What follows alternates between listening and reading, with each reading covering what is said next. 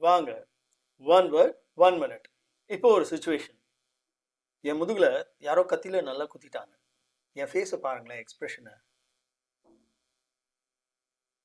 Okay, இப்போ எனக்கு லாட்ரியில 10 கோடி ரூபாய் பரிசு விழுந்துச்சு. இப்போ என் ஃபேஸ் பாருங்களேன். ஓகே, இதனால நான் என்ன சொல்ல வரேன் அப்படின்னா, என்ன நடந்தாலும் சரி, எந்த விதமான எமோஷனையும் வெளியில காட்டாம அதை அப்படியே சப்ரஸ் பண்ணி வச்சு எப்பவும் ஒரே மாதிரி அப்படி அப்படி அப்படி அப்படி அழுத்தமா அப்படி இருக்கிறது. இது ஒரு ஸ்ட்ரென்த்து, ஒரு பாசிட்டிவான விஷயம் தான்.